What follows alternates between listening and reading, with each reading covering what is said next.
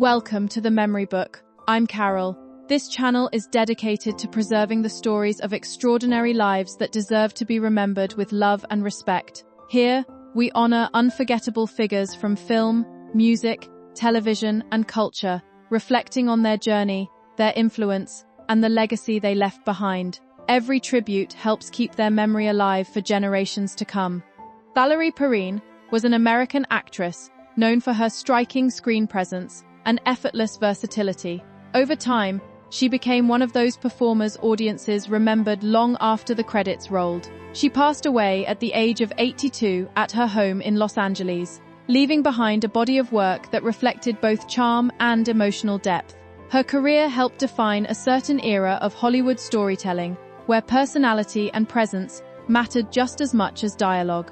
Career highlights: Perrine earned wide recognition for her role as Eve Teschmacher in Superman and Superman 2, where she brought warmth and wit to a character surrounded by larger-than-life figures. She also received an Academy Award nomination for Lenny, showcasing her dramatic range. Her performances in The Last American Hero, Slaughterhouse-Five, and Can't Stop the Music further demonstrated her ability to move between genres with ease and confidence. Legacy: Valerie Perrine's work continues to be remembered for its individuality and emotional honesty. She brought a distinct personality to every role, making even supporting characters feel memorable and alive. Across decades of film history, she remained a familiar and respected figure, admired for her natural charisma and dedication to her craft. Her legacy lives on through performances that still resonate with audiences today.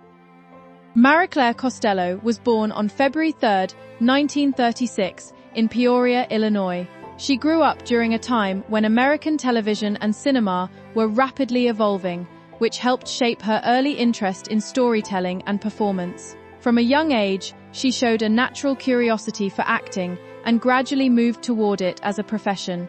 Training and early career: Costello trained in New York City with the Actors Studio, where she developed a performance style focused on realism and emotional truth. This strong foundation led her into theater work, where she built experience through stage performances. Her early career was marked more by artistic growth than fame, as she focused on understanding characters deeply rather than chasing attention. Television and film work. She became widely recognized for her role in The Waltons, where she played Rosemary Hunter Fordwick, a character that added warmth and emotional depth to the series. She also starred in The Fitzpatricks and appeared in shows like Murder, She Wrote and Chicago Hope. In film, she worked in titles such as Let's Scare Jessica to Death and Ordinary People, showing her range across genres. Teaching and legacy: later in life, she became an acting teacher, including at Loyola Marymount University, where she guided students in emotional honesty and character work. She passed away in New York City at the age of 90. Her legacy reflects a career built on consistency, discipline, and quiet dedication to the craft of acting. Ernie Lord Sear was a respected voice in New York City's urban radio scene. He built a reputation for his smooth delivery, deep musical knowledge, and ability to connect naturally with listeners. Over time, he became known as someone who helped shape the sound and culture of underground and mainstream hip-hop broadcasting during a key era of growth. Influence on hip-hop culture: Lord Sear played an important role in spotlighting emerging hip-hop talent when the genre was still evolving. He helped introduce audiences to artists who would later become global names, including the Notorious B.I.G., Jay-Z, and Fugees. His support for new voices made him a trusted figure in the music community, and his influence extended beyond just playing records. He helped shape early recognition for future legends. Other creative work beyond radio: he worked as a producer and collaborated in live touring environments, including projects connected with Eminem. He also contributed voice work to the Grand Theft Auto franchise, showing his range across different creative platforms and entertainment formats.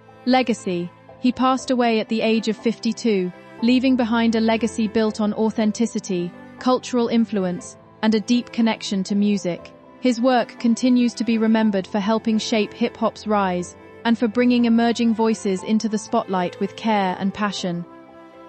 Joey Ramone became one of the defining voices of modern rock music.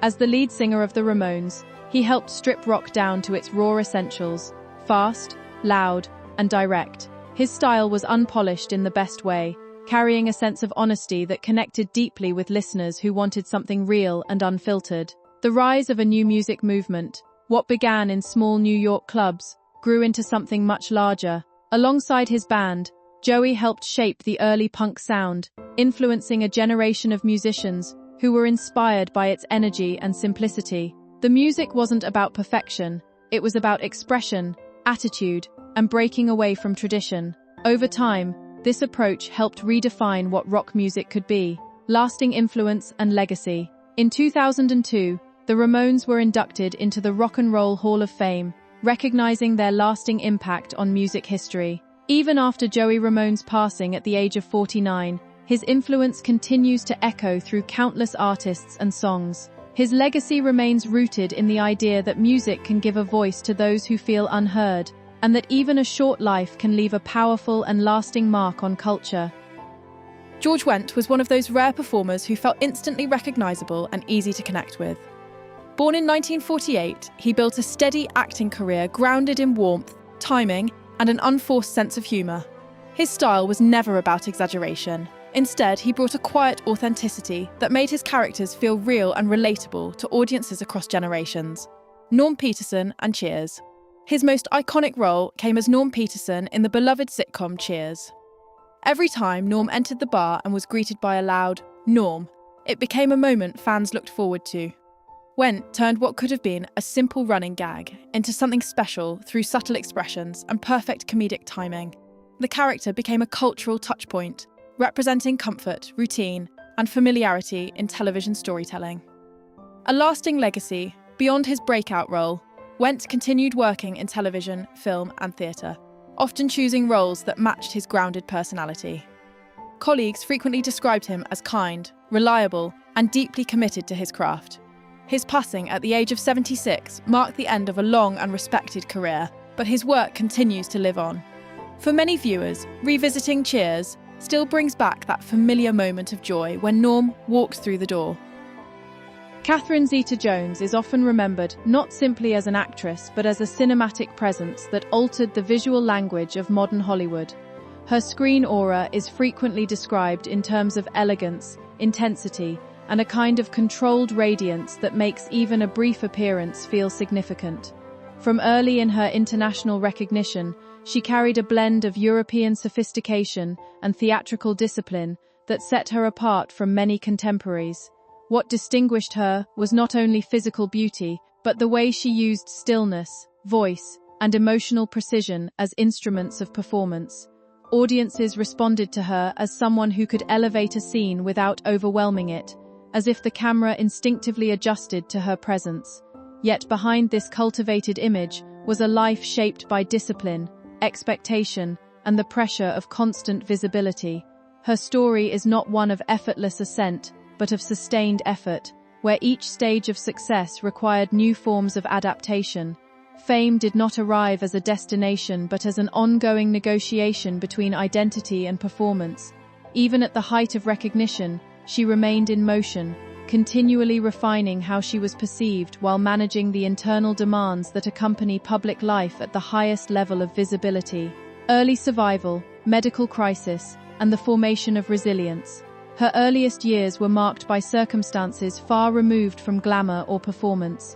Born into a working-class family in Wales, she experienced an early medical crisis that required emergency intervention during infancy due to a severe respiratory infection.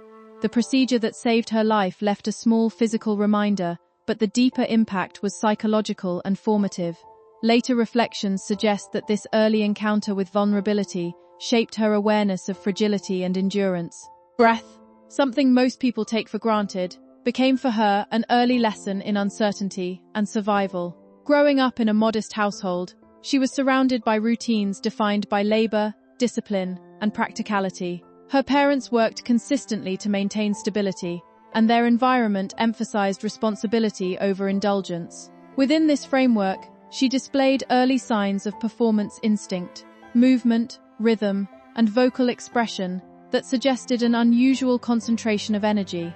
These qualities were not treated as hobbies but as traits requiring structure. Her upbringing did not isolate talent, it refined it under constraints. The combination of early medical vulnerability and working-class discipline contributed to a mindset where effort was inseparable from existence. Success was not imagined as sudden elevation, but as continuous persistence, often built through repetition and endurance, rather than ease or privilege. Childhood discipline, opportunity, and the weight of early talent. As she grew older, her artistic abilities became increasingly visible, leading to structured training in dance, singing, and performance. A sudden financial shift in the family provided access to formal education in the arts, transforming potential into directed development. This change did not create comfort but responsibility, as resources were explicitly invested into her training. She began performing in local venues at a very young age, taking on roles that required emotional projection far beyond her years. By early adolescence, she was already working in professional theatre environments, where expectations were rigorous and competitive. These experiences accelerated her transition from child performer to disciplined young artist, reducing the separation between childhood and career. Education and normal social development were partially replaced by rehearsal schedules and performance demands. While many children experience gradual growth in identity, hers was shaped in environments that required immediate adaptability. This created a sense of internal pressure that would persist throughout her life, the expectation to continuously justify opportunity through excellence. Her talent was never treated as decorative, it was treated as something that needed to be proven repeatedly, under increasingly demanding conditions. Early career risks and the collapse that preceded recognition. Her initial entry into film and broader entertainment markets was not immediately successful. Early projects failed to achieve commercial or critical impact, resulting in periods of uncertainty that challenged her confidence. These setbacks were not minor, they represented moments where professional identity seemed unstable. She faced a familiar industry pattern, in which emerging actors are tested against limited opportunities and inconsistent reception. Rather than providing immediate validation, early roles highlighted the difficulty of transitioning from regional recognition to international acceptance. During this phase, she returned to television and stage work, rebuilding visibility through consistent performance rather than breakthrough success. The experience reinforced a critical understanding of the entertainment industry. Recognition is often delayed, uneven, and dependent on timing as much as talent. Despite discouraging outcomes, she did not withdraw from the profession. Instead, she refined her approach, developing greater control over role selection and performance discipline. This period functioned as a structural foundation for later success, not because it was triumphant, but because it demanded persistence without reward. It was in these quieter years that her professional resilience became fully formed. The transition to international recognition and a defining breakthrough. Her breakthrough into global recognition arrived after years of incremental progress, rather than sudden discovery. A combination of television exposure and industry attention eventually positioned her for larger cinematic opportunities. When she secured a major role in a high-profile adventure film, it marked a turning point in her career trajectory. The role demanded physical training, emotional intensity, and sustained screen presence, all of which aligned with her accumulated discipline. Her performance was widely noted for its combination of elegance and strength, creating a character that resonated strongly with audiences. This success was not merely professional, it fundamentally altered how she was perceived within the industry. She was no longer seen as a developing talent but as a fully realized cinematic figure capable of carrying major productions. The shift brought visibility, but also increased scrutiny, as fame introduced new expectations regarding consistency and public identity. With recognition came pressure to maintain a standard that now defined her professional reputation. The breakthrough did not simplify her career, it intensified it, establishing a new baseline that required continuous reinforcement through subsequent roles. Physical commitment, performance intensity, and artistic transformation. Following her rise, she became known for an extraordinary level of physical and emotional commitment to her roles. Training for performances often involved rigorous preparation, including combat choreography, dance precision, and vocal control. Rather than relying on external assistance for physically demanding scenes, she frequently insisted on performing them herself, reinforcing authenticity in her work. This approach resulted in visible physical strain, including injuries and exhaustion, but also contributed to performances that felt immediate and grounded. Her acting style combined technical discipline with emotional clarity, allowing her to navigate complex characters without losing coherence or presence. Critics often noted that her performances carried an internal tension, as if controlled energy was always beneath the surface. This quality became one of her defining artistic traits. However, the intensity required to maintain such standards also reflected the broader demands placed on her as a public figure. Success was not passive. It required continuous physical and psychological investment. Over time, her body of work began to reflect not only artistic growth, but the accumulated cost of sustained excellence in an industry that rarely allows pause. Global stardom and the psychological weight of visibility.